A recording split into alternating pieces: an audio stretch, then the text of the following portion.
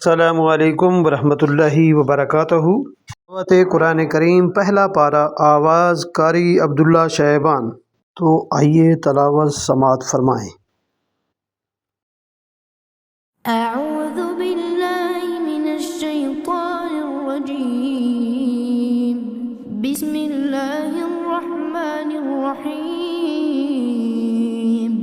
अल्हम्दुलिल्लाहि रब्बिल आलमीन अर्रहमानिर्रहीम मालिकि यौमिद्दीन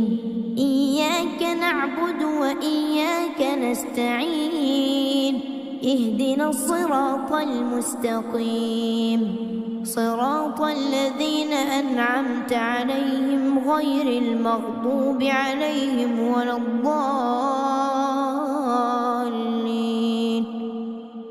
بسم الله الرحمن الرحيم. ألف لام ميم. ذلك الكتاب لا ريب فيه هدى للمتقين الذين يؤمنون بالغيب ويقيمون الصلاة ومما رزقناهم ينفقون والذين يؤمنون بما أنزل إليك وما أنزل من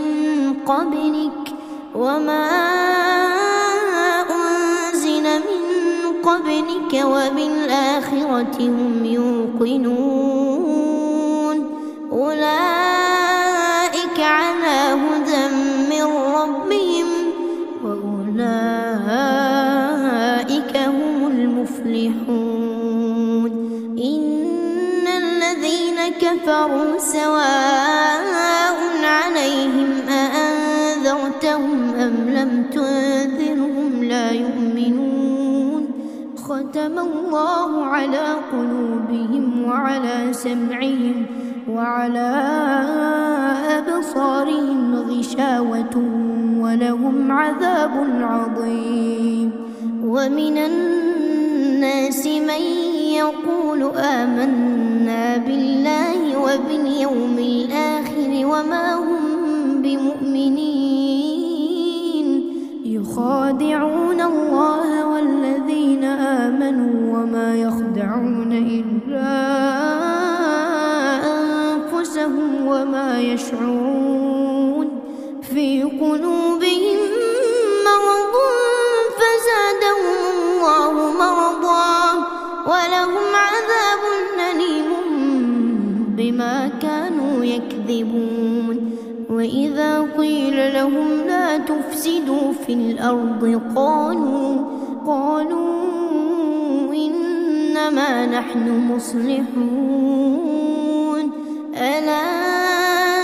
إنهم هم المفسدون ولكن لا يشعرون. وإذا قيل لهم آمنوا كما آمن الناس قالوا أنؤمن كما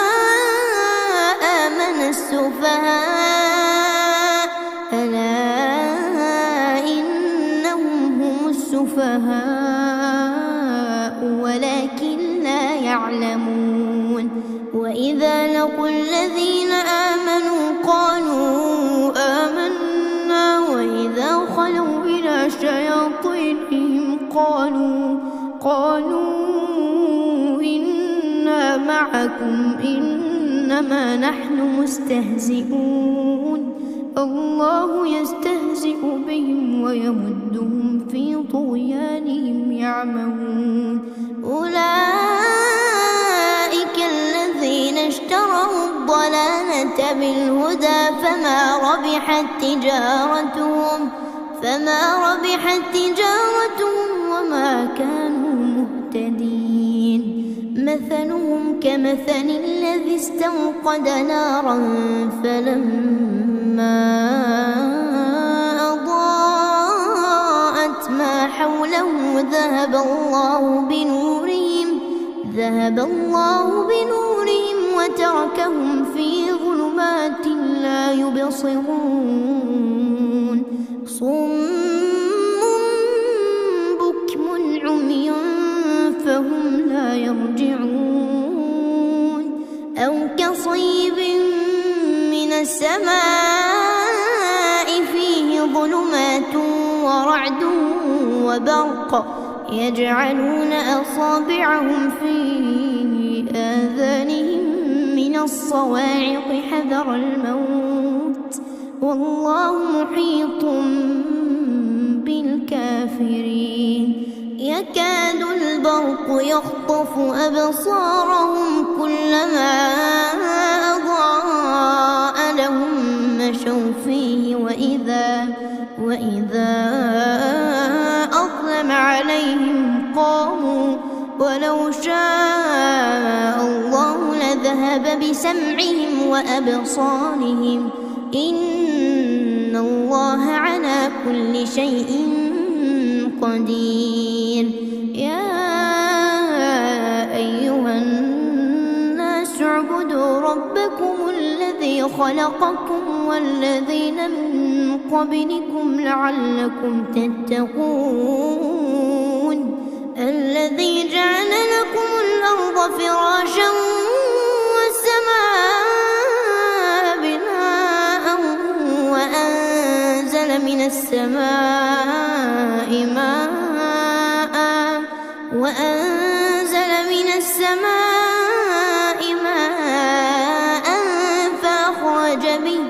فأخرج به من الثمرات رزقا لكم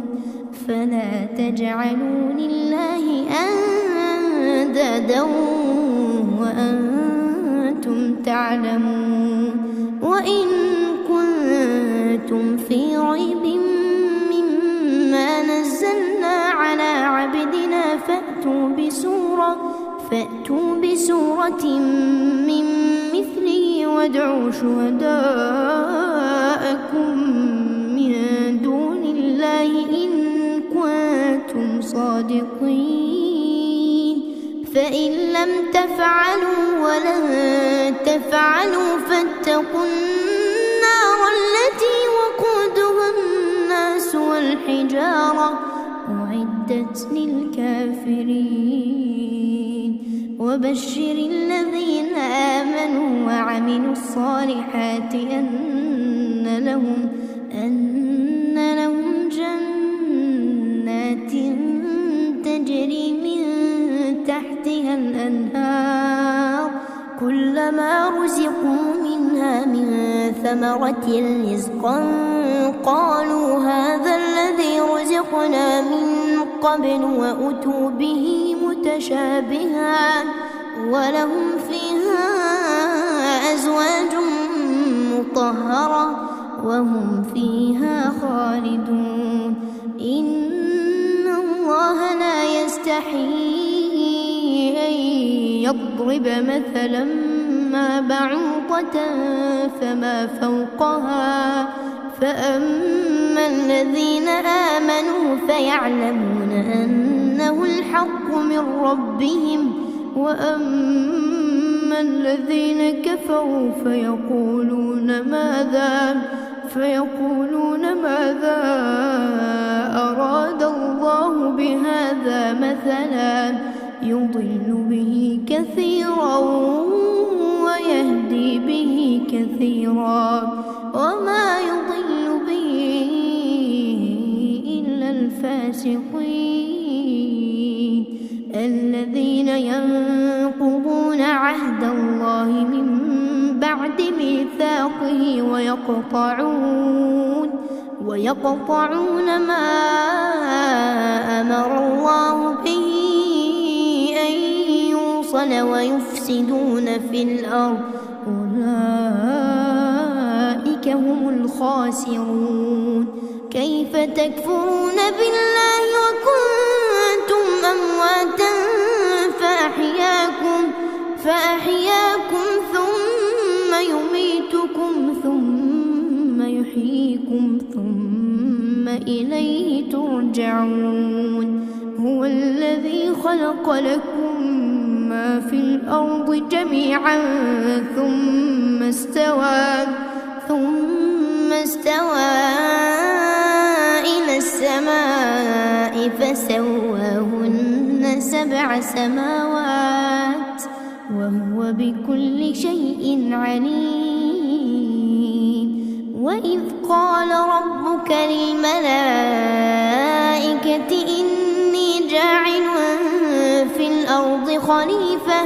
قالوا أتجعل فيها من يفسد فيها ويسفك الدماء ونحن نسبح بحمدك ونقدس لك قال إني أعلم ما لا تعلمون. وعلم آدم الأسماء كلها ثم عرضهم على الملائكة فقال أنبئوني بأسماء هؤلاء إن كنتم صادقين. قالوا سبحانك لا علم لنا إلا ما علمتنا إنك أنت العليم الحكيم. قال يا آدم أنبئهم بأسمائهم فلما أنبأهم بأسمائهم قال ألم أقل لكم إني أعلم غيب السماوات والأرض وأعلم ما تبدون وما كنتم تكتمون. وإذ قلنا للملائكة اسجدوا لآدم فسجدوا إلا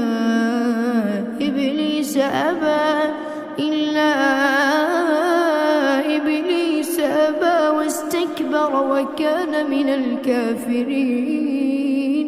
وقلنا يا آدم اسكن أنت وزوجك الجنة وكلا منها رغدا حيث شئتما ولا تقربا هذه الشجرة فتكونا من الظالمين. فأزلهما الشيطان عنها فأخرجهما مما كانا فيه وقلنا اهبطوا بعضكم لبعض عدو ولكم في الأرض مستقر ومتاع إلى حين. فتلقى آدم من ربه كلمات فتاب عليه إنه هو التواب الرحيم. قلنا اهبطوا منها جميعا فإما يأتينكم مني هدى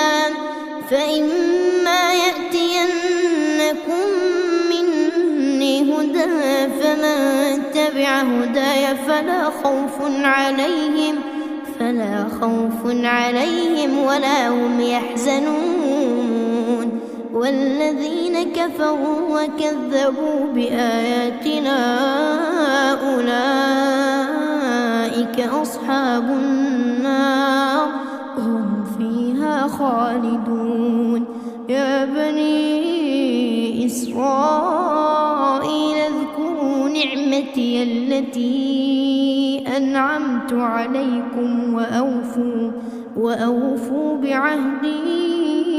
أوف بعهدكم وإياي فارهبون. وآمنوا بما أنزلت مصدقا لما معكم ولا تكونوا أول كافر به ولا تشتروا بآياتي ثمنا قليلا وإياي فاتقون ولا تلبسوا الحق بالباطل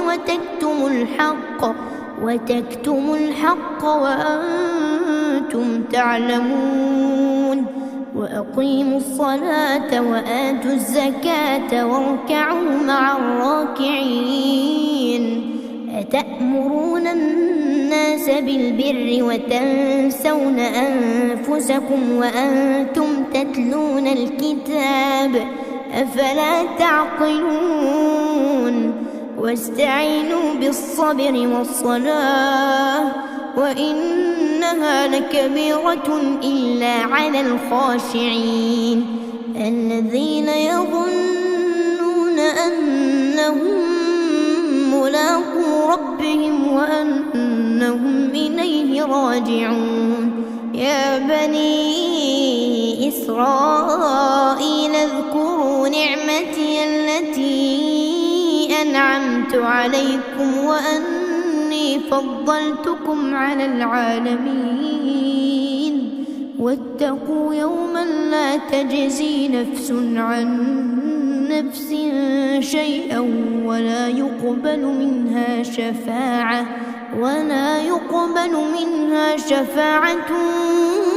ولا يؤخذ منها عدل ولا هم ينصرون وإذ نجيناكم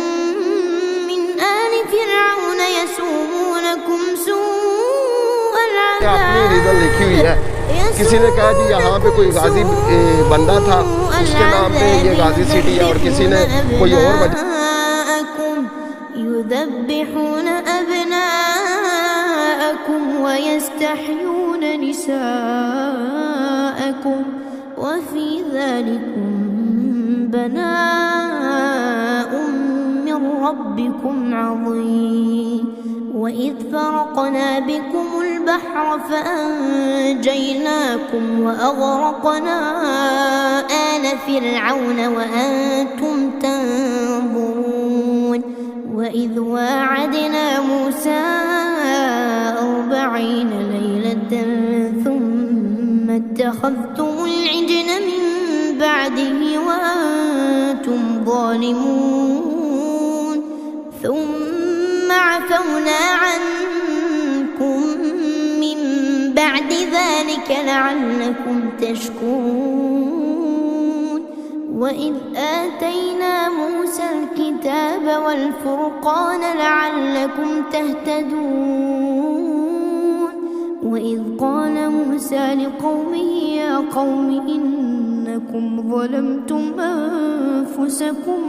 باتخاذكم العجل فتوبوا إلى بارئكم فاقتلوا أنفسكم ذلكم خير لكم عند بارئكم فتاب عليكم إنه هو التواب الرحيم وإذ قلتم يا موسى لن نؤمن لك حتى نرى الله جهرة فأخذتكم الصاعقة وأنتم تنظرون ثم بعثناكم من بعد موتكم لعلكم تشكرون وظللنا عليكم الغمام وأنزلنا عليكم المن والسلوى كلوا من طيبات ما رزقناكم وما ظلمونا ولكن كانوا أنفسهم يظلمون وإذ قلنا ادخلوا هذه القرية فكلوا منها حيث شئتم رغدا وادخلوا الباب سجدا وقولوا حطة نغفر لكم خطاياكم وسنزيد المحسنين فبدل الذين ظلموا قولا غير الذي قيل لهم فأنزلنا على الذين ظلموا فأنزلنا على الذين ظلموا رجزا من السماء بما كانوا يفسقون وإذ استسقى موسى لقومه فقلنا اضرب بعصاك الحجر فانفجرت منه 12 عينا قد علم كل أناس مشربهم كلوا واشربوا من رزق الله ولا تعثوا في الأرض مفسدين وإذ قلتم يا موسى لن نصبر على طعام واحد فادع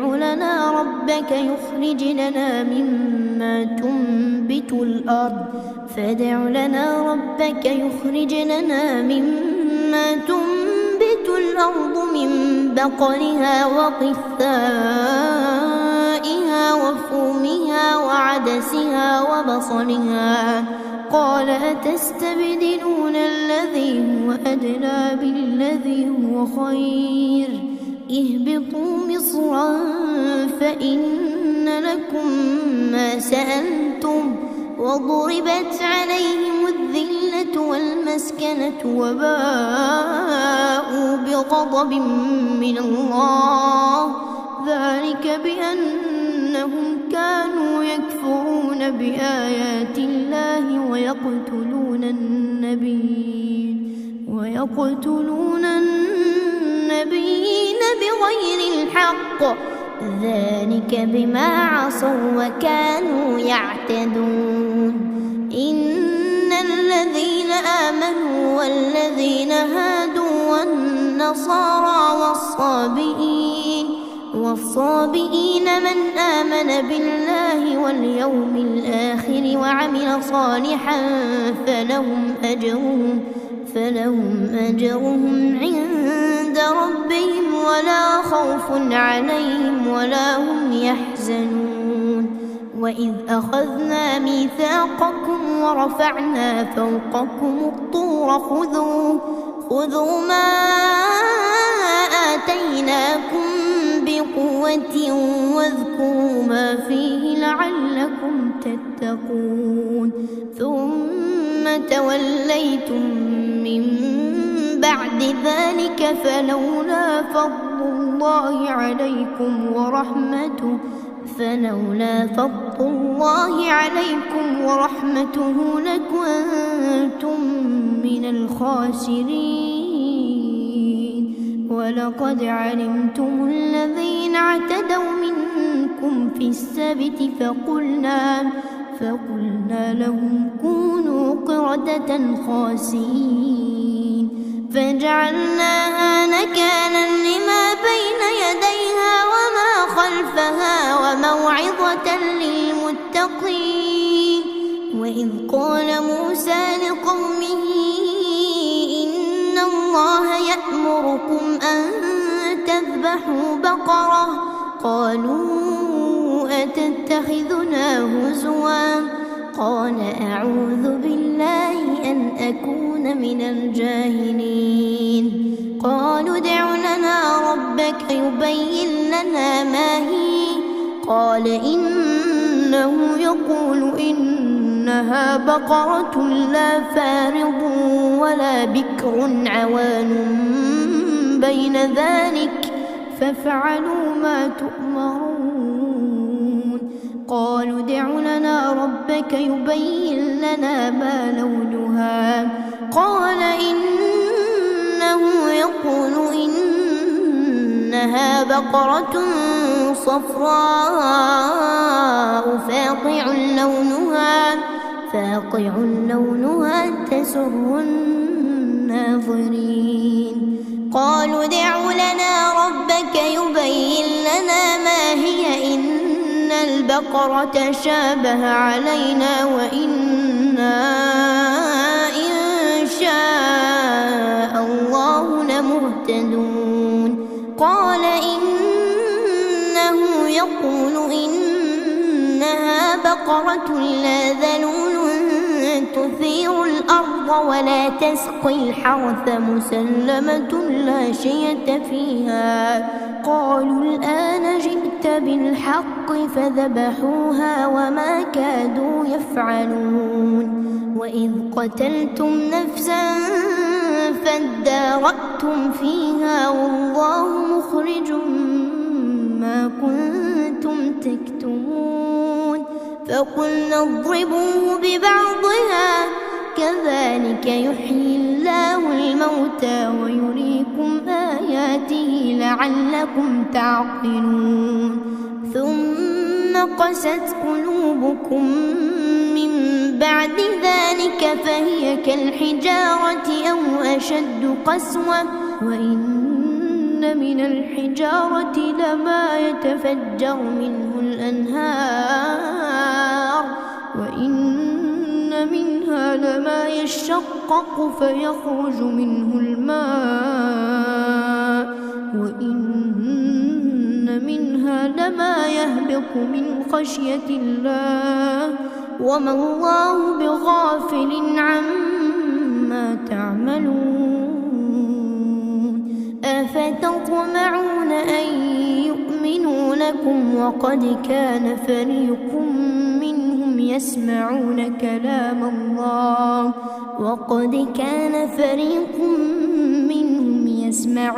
كلام الله ثم يحرفونه من بعد ما عقلوه وهم يعلمون وإذا لقوا الذين آمنوا قالوا آمنا وإذا خلا بعضهم إلى بعض قالوا أتحدثونهم بما فتح الله عليكم ليحاجوكم به عند ربكم أفلا تعقلون أولا يعلمون أن الله يعلم ما يسرون وما يعلنون ومنهم أميون لا يعلمون الكتاب إلا أماني وإن هم إلا يظنون فويل للذين يكتبون الكتاب بأيديهم ثم يقولون هذا من عند الله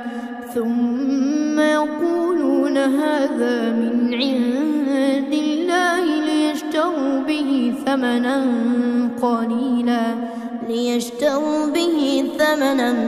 قليلا فويل لهم مما كتبت أيديهم وويل لهم مما يكسبون وقالوا لن تمسنا النار إلا أياما معدودة قل أتخذتم عند الله عهدا فلن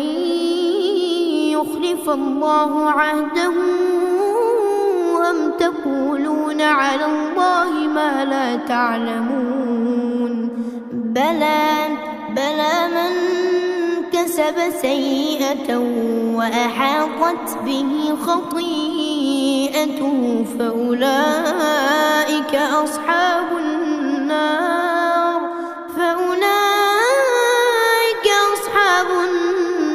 هم فيها خالدون والذين آمنوا وعملوا الصالحات أولئك أصحاب الجنة هم فيها خالدون وإذ أخذنا ميثاق بني إسرائيل لا تعبدون إلا الله وبالوالدين إحسانا وذي القربى واليتامى والمساكين وقولوا للناس حسنا وأقيموا الصلاة وآتوا الزكاة ثم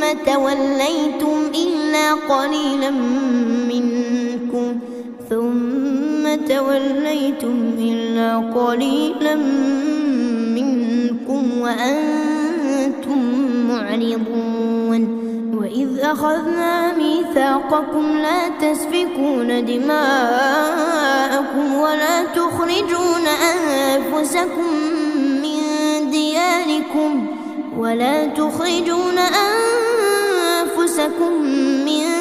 دياركم ثم أقررتم وأنتم تشهدون ثم أنتم هؤلاء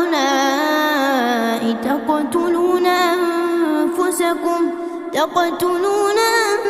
أنفسكم وتخرجون فريقا منكم من ديارهم تظاهرون عليهم بالإثم والعدوان وإن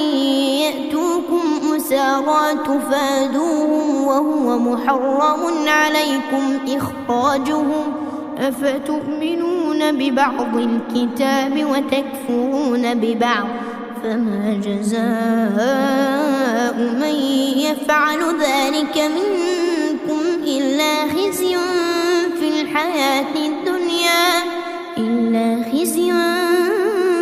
الحياة الدنيا ويوم القيامة يردون إلى أشد العذاب وما الله بغافل عما تعملون أولئك الذين اشتروا الحياة الدنيا بالآخرة فلا يخفف عنهم العذاب ولا هم ينصرون ولقد آتينا موسى الكتاب وقفينا من بعده بالرسل وآتينا عيسى ابن مريم البينات وأيدناه بروح القدس أفكلما جاءكم رسول بما لا تهوى أنفسكم استكبرتم ففريقا كذبتم وفريقا تقتلون وقالوا قلوبنا غلف بل لعنهم الله بكفرهم فقليلا ما يؤمنون ولما جاءهم كتاب من عند الله مصدق لما معهم وكانوا من قبل يستفتحون على الذين كفروا فلما جاءهم ما عرفوا كفروا به فلعنة الله على الكافرين بئس ما اشتروا به أنفسهم أن يكفروا بما أنزل الله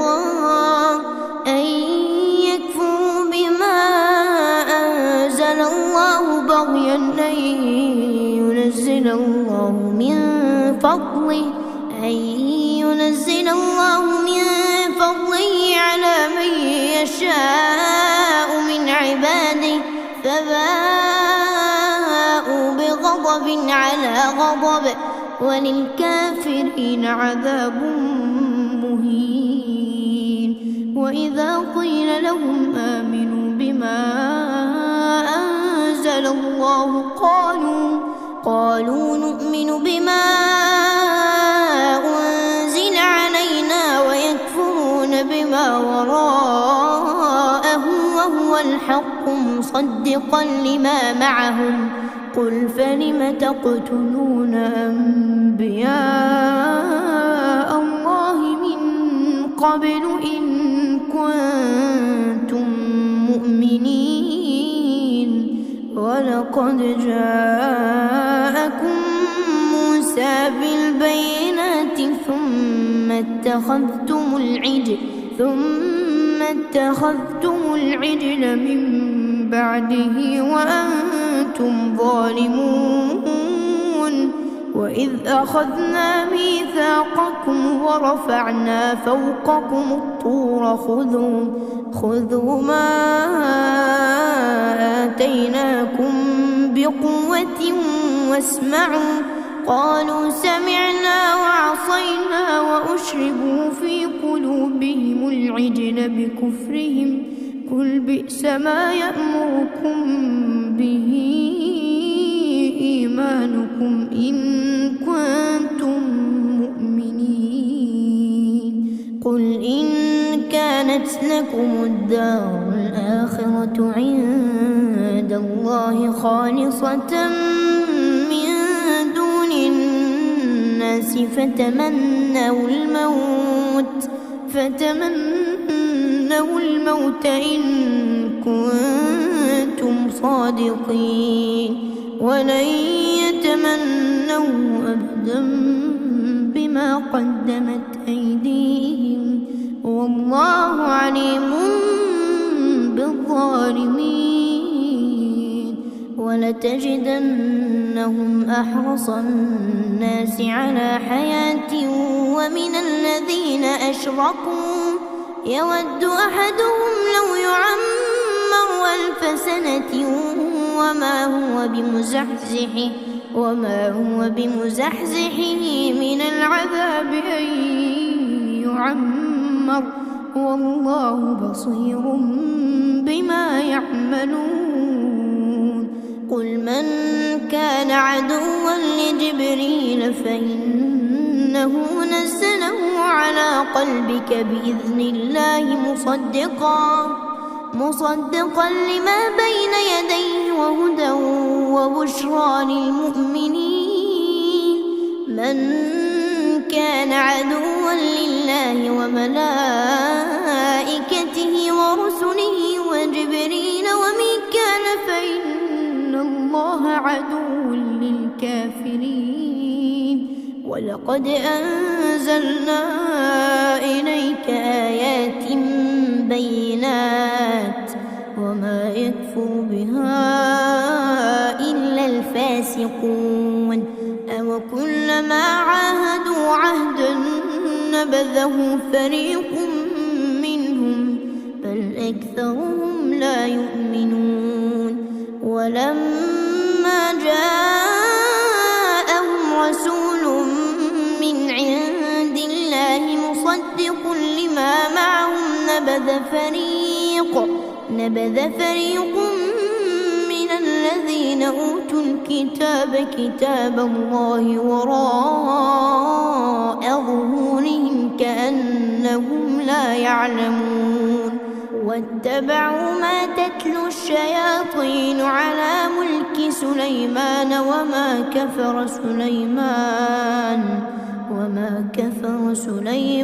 ولكن الشياطين كفروا يعلمون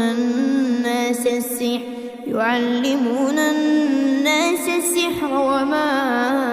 أنزل على الملكين ببابل هاروت وماروت وما يعلمان من أحد حتى يقولا إنما نحن فتنة فلا تكفر فيتعلمون منهما ما يفرقون به بين المرء وزوجه وما هم بضارين به من أحد إلا بإذن الله ويتعلمون ما يضرهم ولا ينفعهم ولقد علموا لمن اشتراه ما له في الآخرة من خلاق ولبئس ما شروا به أنفسهم لو كانوا يعلمون ولو أنهم آمنوا واتقوا لمثوبة من عند الله خير لو كانوا يعلمون يا أيها الذين آمنوا لا تقولوا راعنا وقولوا انظرنا واسمعوا وللكافرين عذاب أليم ما يود الذين الذين كفروا من أهل الكتاب ولا المشركين أن ينزل عليكم من خير من ربكم والله يختص برحمته من يشاء والله ذو الفضل العظيم ما ننسخ من آية أو ننسها نأت بخير منها أو مثلها ألم تعلم أن الله على كل شيء قدير ألم تعلم أن الله له ملك السماوات والأرض وما لكم من دون الله من ولي ولا نصير أم تريدون أن تسألوا رسولكم كما سئل موسى من قبل ومن يتبدل الكفر بالإيمان فقد ضل سواء السبيل ود كثير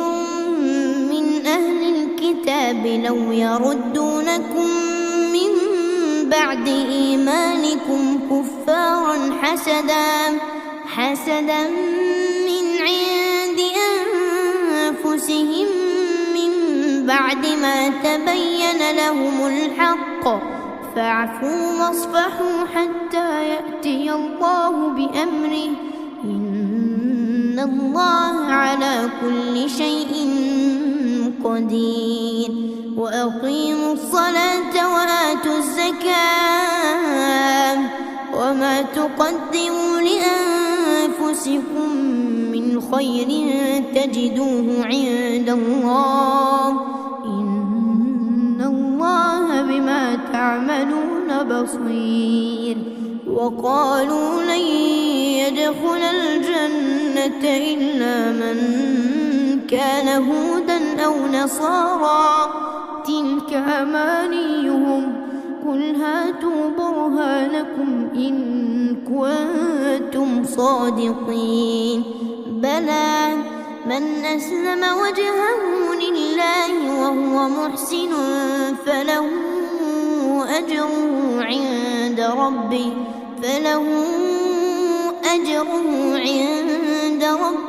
ولا خوف عليهم ولا هم يحزنون وقالت اليهود ليست النصارى على شيء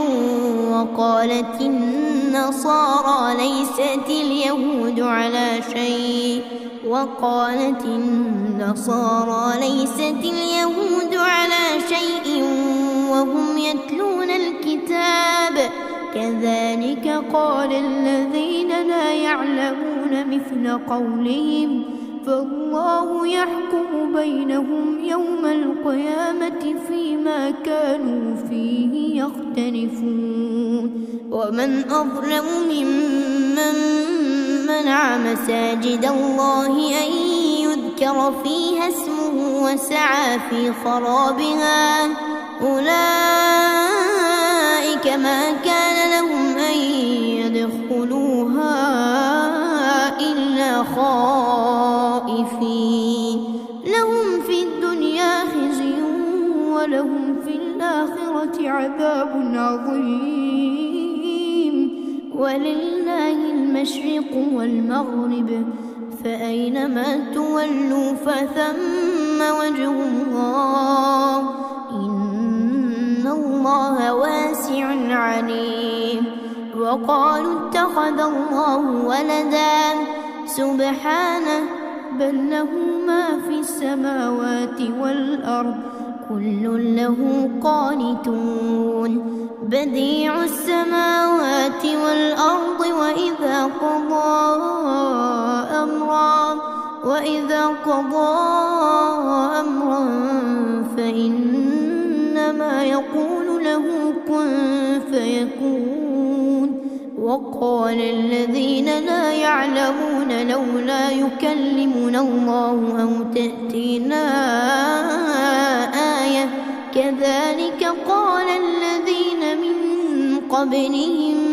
مثل مثل قولهم تشابهت قلوبهم قد بينا الآيات لقوم يوقنون إنا أرسلناك بالحق بشيرا ونذيرا ولا تسأل عن أصحاب الجحيم ولن ترضى عنك اليهود ولا النصارى حتى تتبع ملتهم قل إن هدى الله هو الهدى ولئن اتبعت أهواءهم بعد الذي جاءك من العلم ما لك من الله من ولي ولا نصير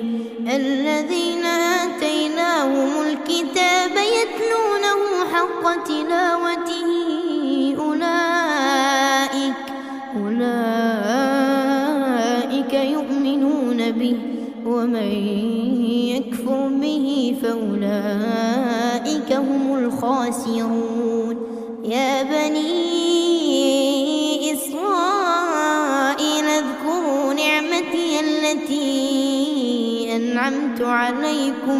اذكروا نعمتي التي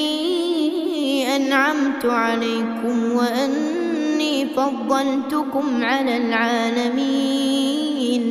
واتقوا يوما لا تجزي نفس عن نفس شيئا ولا يقبل منها عدل ولا تنفعها شفاعة ولا هم ينصرون وإذ ابتلى إبراهيم ربه بكلمات فأتمهن قال إني جاعلك للناس إماما قال ومن ذريتي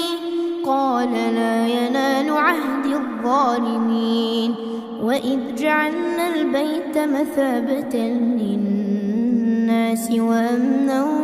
واتخذوا من مقام إبراهيم مصلى وعهدنا إلى إبراهيم وإسماعيل أن طهرا بيتي للطائفين والعاكفين والركع السجود وإذ قال إبراهيم رب اجعل هذا بلدا آمنا وارزق أهله من الثمرات من آمن منهم بالله واليوم الآخر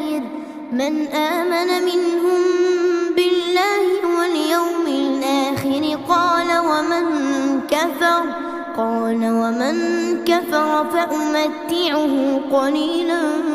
ثم أضطره إلى عذاب النار وبئس المصير وإذ يرفع إبراهيم القواعد من البيت وإسماعيل ربنا تقبل منا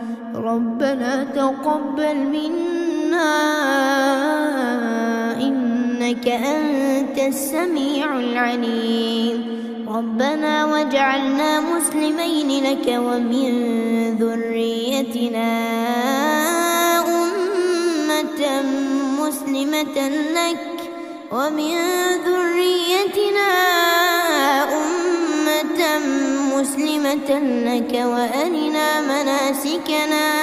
وأرنا مناسكنا وتب علينا إنك أنت التواب الرحيم ربنا وابعث فيهم رسولا منهم يتلو عليهم آياتك ويعلمهم الكتاب والحكمة ويزكيهم إنك أنت العزيز الحكيم ومن يرغب عن ملة إبراهيم إلا من سفه نفسه ولقد اصطفيناه في الدنيا وإنه في الآخرة لمن الصالحين إذ قال له ربه أسلم قال أسلمت لرب العالمين ووصى بها إبراهيم بنيه ويعقوب يا بني إن الله اصطفى لكم الدين فلا تموتن إلا وأنتم مسلمون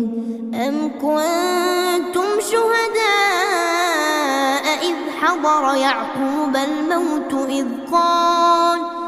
قال لبنيه ما تعبدون من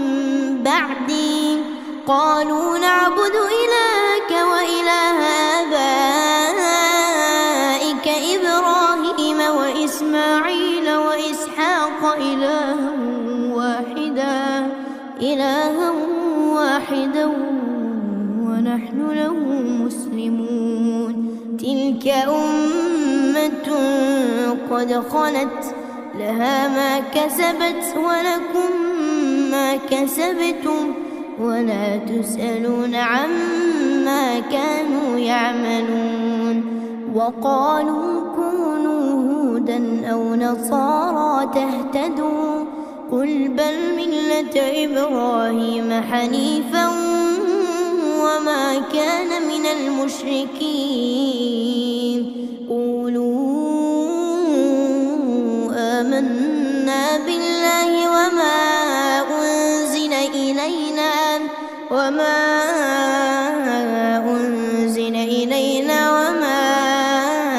أنزل إلى إبراهيم وإسماعيل وإسحاق ويعقوب والأسباط وما أوتي موسى وعيسى وما أوتي النبيون من ربهم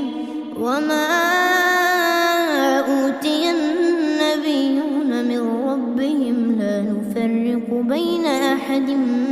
منهم ونحن له مسلمون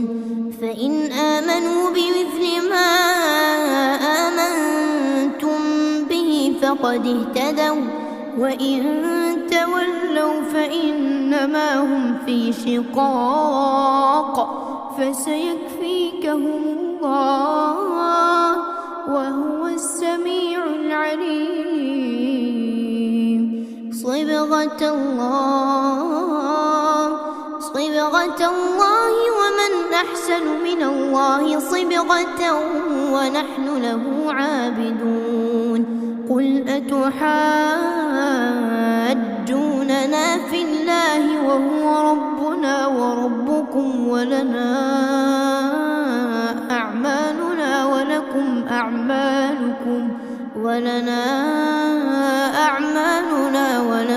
أعمالكم ونحن له مخلصون أم تقولون إن إبراهيم وإسماعيل وإسحاق ويعقوب والأسباط كانوا هودا أو نصارى قل أأنتم أعلم أم الله ومن أظلم ممن كتم شهادة عنده من الله وما الله بغافل عما تعملون تلك أمة قد خلت لها ما كسبت ولكم ما كسبتم ولا تسألون عما كانوا يعملون अल्हम्दुलिल्लाह। आज आपने पहला पारा मुकम्मल सूरत फातिहा 7 आयत और सूरत अल-बकरा 141 आयत की तलावत समात फरमाई। अल्लाह आपके रिज़्क़ में बरकत दे, आमीन। शुक्रिया। Thanks for watching Islamic channel 98 देखने का शुक्रिया। I request new visitor to my channel. Please like, shares and subscribes. फ़ी अमानिल्लाह दोस्तों, अस्सलामु अलैकुम वरहमतुल्लाहि वबरकातुहू।